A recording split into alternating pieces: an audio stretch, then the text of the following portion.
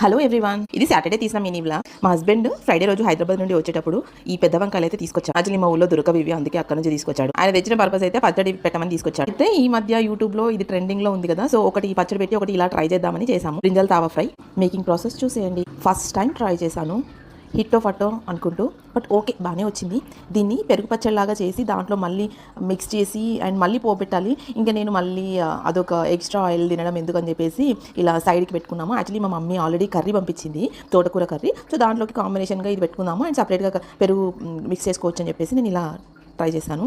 And మా ఆయనకి అసలు నిన్న సాటర్డే కూడా ఫుల్ వర్క్ ఉండే, సో మధ్య మధ్యలో చేసే వంటను చూసుకుంటూ తన వర్క్ అయితే కంప్లీట్ చేసుకున్నాడు. అండ్ నైట్ ఆల్మోస్ట్ 12:31 అయింది ఆయన వర్క్ కంప్లీట్ అయ్యేవరకు, ఎందుకంటే వాళ్ళకి గోల్ అయి ఉందన్నమాట నెక్స్ట్ మంత్. సో అందుకే అంత ఫుల్ వర్క్ ఉంది. వీకెండ్ కూడా మీ వీకెండ్ సాటర్డే స్పెషల్ ఫుడ్ ఏంటో కమెంట్ చేసేయండి. Thank you for watching and thanks in advance for like and subscribe. మా తెలంగాణ సైడ్ అయితే మోస్ట్ ఆఫ్ ది విలేజెస్లో ఈ వంకాయలు దొరకవు. నార్మల్గా చిన్న నల్ల వంకాయలు అండ్ తెల్ల వంకాయలు దొరుకుతాయి. ఈ వంకాయలు అయితే అసలు హైదరాబాద్లోనే నేను ఫస్ట్ టైం చూడడం అండ్ ట్రై చేయడం కూడా ఇదే ఫస్ట్ టైం.